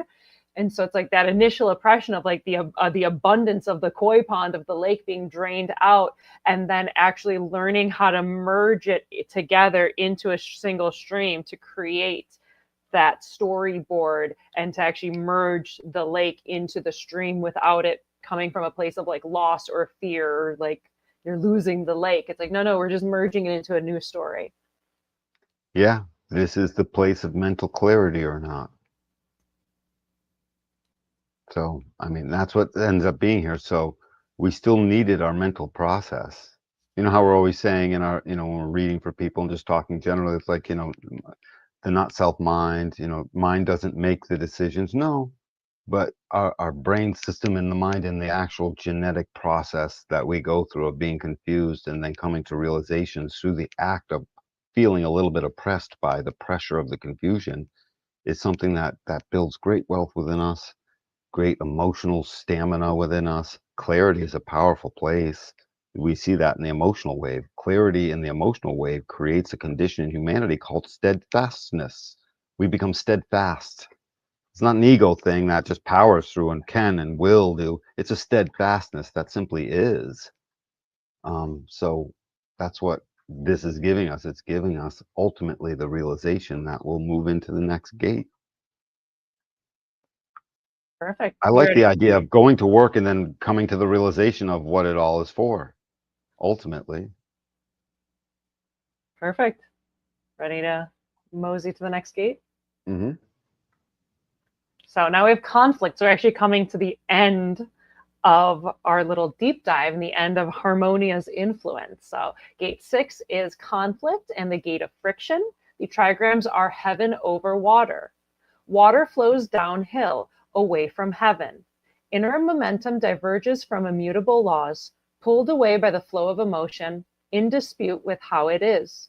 Dissenting impulse inspires to start work and take action. Arguing makes for much better beginnings than endings. To direct inner momentum intelligently without worsening conflict. Think of heaven joining with the stream. Plans how to bring emotional currents into accord with absolute principles. And I love that this is talking about the emotional process overall, because there isn't anything to link the 63 all the way down to the 62 to really link it to the rest of that circuitry the same. I mean, there is, it's the logical circuitry, it's understanding. They want to, identification would be the link. I'm wicked identified with this, let's share it. But over on the other side, there is something to truly link it together. I mean, big time. 64 down to 56 are linked intrinsically to what 35 all the way down to 41 is going to do, and 35 down to 41 is intrinsically what gets matured in the maturation channel and experienced and spoken out through the tantric motion up from the sacral, 29 up to 31. 33, where ultimately the story is told and the knowledge is kept. It's fully kept, by the way, and it's all now detailed and accounted for. Coming to clarity about all of that, just in this process, in this heaven over water. I mean, I really do like the imagery, shall I say, because the heaven is all yang. It's just all yang. I realize it's the top three, lines of the hexagram, but Mhm. gate six's conflict isn't just meanness. It's not conflict for conflict's sake. Its ultimate purpose is expressed in its sixth line, the peacemaker, who, when forces get too hot, might have to exert a little control, but ultimately returns right back to normal components and normal parameters, and allowing all parties to survive as themselves. That's conflict resolution. And that's what this gate on the human plane is attempting to do: resolve the conflict, address the conflict, find out if it's irreconcilable conflict. That's always possible. Either way, it's there measuring this, and it doesn't do it simply by airy fairy fortune cookies. It creates friction. There's like friction. There's tug and pull. Hey, well, let me ask you a question about that. Blah blah blah. It's like, oh, dude, you still need talking about that? Yeah, I'm a gate six. So you feeling the friction here? That's what gate six's function is. It creates these frictions on purpose to measure, to do its own measuring. The measuring didn't end with the first four gates and Thoth. That's not where the measuring ended. I don't know if the measuring ever ends, but these two going together create the full embodiment of the measurement. And finally, the measurement speaks, and gate six allows what the way of gate 59 is in. And now we have real bonding. And by the way, when you have sex with someone and you actually start to bond with them, you got to face them. There's no getting away from each other, and there's no even trying to. The goal is to ultimately see that you wouldn't want it any other way over time. You get used to that safety, the affection, all of the things we've been talking about. The work is getting done. The tribe is essentially happy. It's protected, and the knowledge is there, and the direction is moving.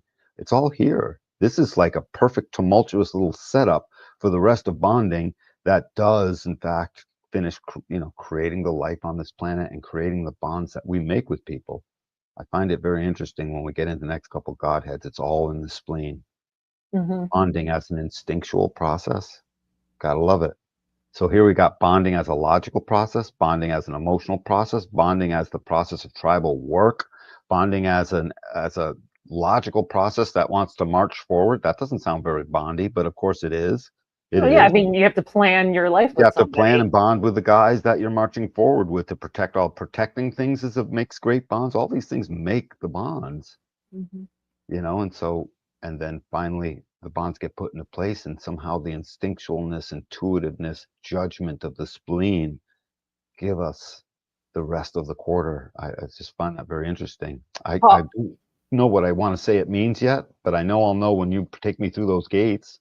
yeah, absolutely. And before we dive into that, just let's don't skip the step of finishing up gate six, because I have some thoughts as well. Because gate six is also like, where do I begin and you, like, where do I end and where do you begin? Where do you begin and I end? Right? Mm, It's boundaries and borders. It's fences make good neighbors. yes, yes, Like there has to be a friction. A fence is some tension and friction. But man, that's really nice to have when you're delineating, this is my space, this is your space, and if you push into my space, we're going to have a problem. Like there's a need for that in that like tribal dynamic of the 59 and 6, because 59 is like, hey, I'm just going to be like coming on in here and like, disperse and intimacy, and 6 is like, whoa, hold your horses there a little bit.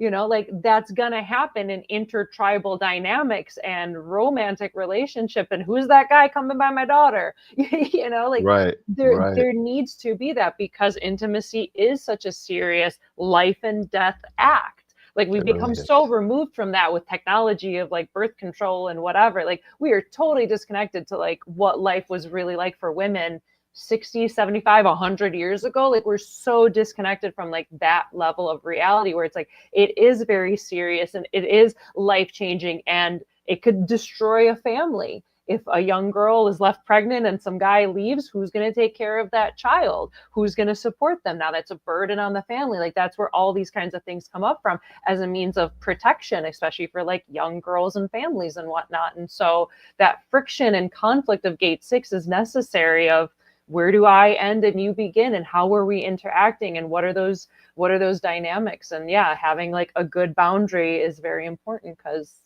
if you don't have a boundary, you can get invaded, you can get sick, Like that's how you get diseases and illnesses and stuff. So it is important to kind of, wrap that around. Well, I like this statement. Arguing makes for better beginnings than endings. I know, isn't that one so good? That It's one got really me. so good. Yeah. Hmm. Yeah, it is really good. Well, it's because it's amazingly true, obviously. And if you think of just what the classical meaning of the word argue is, to argue is to set forth your opinion.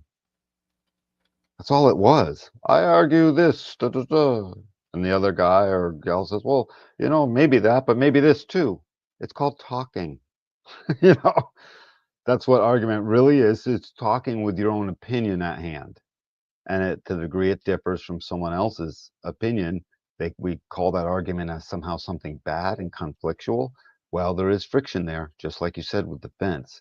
And there is seeming of conflict, but the truth is, it's not real. It's not an enduring conflict. In fact, it doesn't matter. We're just talking about the different things that we're both sort of seeing, even though they're the same sets of facts. Talk about knowing that we have to get along in particular ways as it relates to bonding. We have to get along even through I know we're both looking at the same thing, but you see it differently than I. Okay. Yeah, I feel like that goes perfectly with like harmony and tension, harmony and Harmony and tension tension. of this like Yes. quarter of duality and relationships, harmony and tension. So is there anything you can do to throw up all of the gates? I want to make sure those are the only two definitions. 7, 4, there Are was you no are you just 29. wanting a wheel? Um, sure. Those are the only two definitions. I'm 99% sure. I'm just going through my mind. 9, 47, 64. So 7, 4, 29, 59. Yep. There are two solid definitions in here and no more. There's 59.6 and 64.47. 59.6 and then the 64.47 right up in here. Yep. That's a lot of Cool. definition to just show up in 8 gates, you know. I mean, that's definitely a decent amount. Yeah. Yeah. So the 59 becomes the way of the bonding. Like it starts at 6 becomes the way of the meaning making. And the bonding is easy to let two ships pass in the night if that's all it's going to be. But oh, no, no, the meaning making stops all of that and creates actual meaning that ultimately goes through a clarity process. These two bring the knowledge, protect the knowledge, show us how to get clear, and then show us how to bond and to deal with the friction that comes up along the way that really isn't that big of a deal.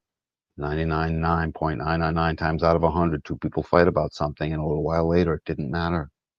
It just wasn't supposed to matter. It's not a game changer. It's just that was our way.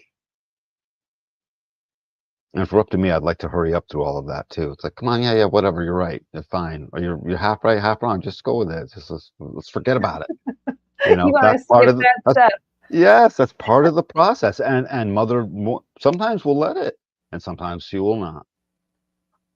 Right? Something. No, we can't skip I that know we step. got to go through that. We We're got to going through it. explore All it. right, uncle, blah, blah, blah. So they needed to go together. They just need to go together in that way. So a lot of clarity comes out of this half of this quarter. And it Hmm. does set everything up for bonding. And in fact, the bonding is already taking place here. My guess is a lot of the meaning making, the rest of the way of the bonding will come through the intelligence, the survival awareness of the spleen when we move into the next two. Yeah, that'll be fun that all the splenic gates are going to pop up in the second half of the quarter of duality. Yeah, It's I almost almost like keep we making. did all this bonding, make sure you're safe. You just interacted with different people in relationship. Let's make sure the spleen is running and cleaning the system so you don't get sick. Or like, is this the right person to actually bond with and like connect your life to? Are they safe for you? Or is it, healthy? All kinds of things with the right values with all of it. Yeah, I don't want to even think about it too much or I'll start trying to explain it. Yeah, And don't. I want it to be a surprise, Moni. When it's a true surprise, like each time we've done these Godheads, each one has been a surprise. I think I know what I'm about, sort of, but then you bring me and I'm like, oh yeah, all these things. Okay, so now I'm off kilter. I'm not in my normal zone of full knowledge of the whole thing, because you've been doing that with the Godheads, I get caught off guard and I love it. Right? I mean, it keeps working out is what I'm getting at. Yeah, I mean, I'm glad it does because it just, yeah, Godheads are this weird thing that you kind of hear about and you really don't, unless you're like a super human design nerd, like diving into it. Like 99% of people who have glanced into human design have no sense of it, which is part of why I wanted to go into it because Ra created it as part of this system. Like he included it for some reason, or the voice told him and he incorporated it, whatever that might be. So it's like, it's not there for nothing, which is kind of the purpose of this series where I'm like, I don't know the practical uses of this just yet, but it's kind of in doing the series and talking it through with you that we kind of find our footing in the process of doing it. It's so totally true. When we not only find our footing, but I also notice that your strategicness, your left arrow and my right arrow, they do a lot together. And I'm also noticing, the oppositional magnetism of your 11 and my 12. Oh, It, yeah. it, yep. And we have several of them. As I recall, I think we found 3 when we were I think looking at so. our charts. Yeah, we have more of those than electromagnetic, so that's got to mean Yep. something. Yep. Yep. Absolutely. So Us all just good stuff. diving in to explore this stuff together because I don't know, I find human design so fascinating to learn about. And I've definitely been feeling, and maybe it's just me, but like this pre 2027, like we got a little bit over a year, let's say 18 months or so before like the 2027 Sleeping Phoenix changeover. And I just feel this sense of, hey, learn this stuff now. Like the clock is ticking. You have this specific window that we can go super deep and understand this like inside and outside. And I kind of have this sense, and what part of the purpose of this show is for me is like, hey, we got like 18 months before this 2027 changeover happens. Learn as much as you can, document it, record it. And I don't know, maybe I'm crazy and I'm just making that up, but that is kind of the sense that I get, is just like, hey, let's dive into this now while we can, because things are going to shift. By February 27th or 28th of the year after next, of 2027, the first rave child will be born. I think we need to know something about that. I think we need to really get into shape and understand. So it's definitely time to put our HD communities together. Someone wants to buy a plot of land and invite us all to go there. I'm a farmer. I love it. I generate lots of farming stuff. I even hurt myself, and thank God for it. So it's um let's do it. I really would love Moni to be in the same place one day. You and I to actually meet and not just exist as internet friends. For all of us, many of us, like many HD people, to just, and including the ones that won't necessarily get along. That's Oh okay. yeah, I'm sure there's lots of people that aren't getting that. Yeah, I know there's like some conferences and get-togethers and stuff. So like there are HD people that are getting together. HDs unite. Greg and Leah just commented Yes, like that. yes, yes, yes, unite. But I want to unite around the same patch of dirt, a square mile or two of acreage, Mm-hmm. that we start building things and we start cooperating on, and we just start 1, 2, 3, start. I know how to. I don't know fully how to run a sawmill, but I know with another couple dudes, we'll get it just right, and they're not that expensive. They're not. Jen says she has 2 acres. It's a Like start, Jen. What's next to you? What do you got next to you? Call it in, hon. Call it in. Danny G at DannyGuru.com. Send me an email, anybody, about that kind of stuff. Let's just yeah, start talking. I love it. to see if something comes together and have a little HD meetup. Oh. Yep. Email me, anyone. Email me for anything you can possibly think of. Just reference a show and that it's an HD question, or I'll think you're a solicitor or something. But make it obvious, and then it'll be great. I'll get back to you. Yeah, Danny loves chatting. That's how we developed our entire friendship. Yeah. It's just like, Blah, here's blah, my number. Just call me at 3 in blah, the blah, blah, morning. blah, blah, blah, blah, blah, blah, blah. And I'm tired, and then suddenly I'm not. I was dragging before this whole thing. I hurt myself yesterday. Whatever. I got a little more poison ivy. It's baked in the sun 2, 3 days in a row, sweating, heat exhaustion, full on heat exhaustion. I'm like, oh, maybe. And then now I'm all energized. So who else got a question? Um, so we actually got some stuff. So Greg and Leah are asking what state people are in. So I'm in Chicago, Danny is in Massachusetts, and then Jen is in Michigan. And I'm like, hey, girl, you're not super far away. Yep. I was like, Michigan is delightfully close. And then Greg and Leah are Colorado. I'm like, I'd love to visit Colorado because it's beautiful. Yes. I hear water's tight in Colorado. Is that true? I mean, it's out west. I think everything out west is kind of weird with water. It's Yeah, one of those I'm things. in central Mass or close to western Mass, and it's abundant with water. Everything's I'm squishy by the around here. Great Lakes. Yeah, me you're and on the Jen, Great Lakes. me and Yeah. Jen are set up. She says day trip. I'm like, I'd love to hang out and like meet some HD people and stuff. Yes. Like Michigan is super close. Oh, that sounds amazing, Moni. I hope you guys do that. I know, Moni, me what's too. your email? Throw it up here so she can send you an email. I am not putting my email up on the internet. Oh, I then will. give her I your will. phone number on live online. Do that. No, not a bad idea. You don't I like will that? figure out a way to communicate with Jen. We will contact in some way, or Jen contact Danny, and then we'll trade info. Yeah, However let's do that that. goes I'm not down. shy. Everyone can have that or my phone number. I'm going to say my phone number out loud right now, Don't, Moni. please Oh, don't. I yeah. already put up your Oh, email. oh, Jen also sent us this delightful compliment as I'm distracting you with it. thank you. Yeah, saying she loves how much all of this comes together. It's amazing. Thank you for sharing your knowledge, and she's learning so much. Oh, And that's Greg and Leah amazing. also said that the summer is dry in Colorado. Yeah, that's what I thought. Jennifer moved out to Colorado and she was pointing that out to me.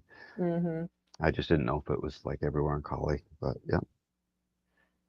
Yeah. Well, very, very cool, Moni. But for the record, I wasn't going to say my phone number again. I was just teasing. He did do that once, though. I He did. totally just put out his phone number straight up on the internet, no regard, because it's Danny. So that did actually happen, and I had to edit it out. I'd like to do it again. I would do it if I didn't have my yang voice of the yin protector telling me otherwise. I mean, we already put your email up. I think that's enough. All right, good enough. But well, thanks Absolutely. everyone. Like and subscribe and drive yourself in for readings and analysis and your friends and your parents and your family, and let's look at your kids. Let's get this knowledge out there. 18 months till the first rave child is born. You know, that's going to be a great big deal. I think this knowledge needs to be out there so we can quell what will become hysteria if we don't look out. Yeah, I mean, just in general, like I see people are either figuring their stuff out or really struggling through it. And it's kind of one or the other. And I find that kind of bifurcating more and more. And like things are going to need to be energetically correct if they're going to survive and thrive and continue on. And things that are not energetically correct are just kind of crumble, is what I'm kind of witnessing. Who is it who had the 2 acres? Was that Colorado or That was Michigan? Jen. That was Michigan. Michigan. That was my I girl. My like it. girl up in Michigan. It's like Yes. that's Well, drivable for me. definitely email me, Jen. You never know. 2 acres can turn into 20 soon enough and stuff like that. And then Greg and Leah asked if we both do readings, and we do. We're still setting up the website and stuff because I'm a lone projector trying to manage all of this. And then Danny, you can definitely get a hold of him through the email, which I'm going to pop up again. So, Yeah, just email me. I'll set it right up with you. yeah, exactly. So we can be all in touch with everything. But yeah, I do enjoy doing readings. It just, the website thing is becoming so stressful on a projector's lonesome nerves. I enjoy doing readings at any given time and just prepare for 2 hours. Yeah, Danny will just talk at you and blow your mind completely. You're going to know by the time it's all done, or you're going to know, or you're going to spend a lot of time avoiding the knowing. One of the two. I can promise you that. It's really good. Juicy. Wow. This has been really fun. Thank you guys for hanging out and hanging out through the kind of funniness of the Godheads, because it's like, what the hell is this and why are we doing it? So thanks for hanging through there. And then it made more sense, I think, with the gates, and it kind of rounded it all out. So thank you for all of that. Next week, we're going to be diving into variables and starting to explain like left and right and what those arrows mean. And we're also going to be doing an introduction to color and going through the 6 in a really fun way. And then that's going to start us off for the next, I don't know, month or so, where we're going to go through like PHS and rave psychology, where we're doing the digestion, the environment, the perspective, and motivation. So that's going to be like our next month of diving into some really good, juicy stuff and having a lot of fun with it. So we hope to see you there with us.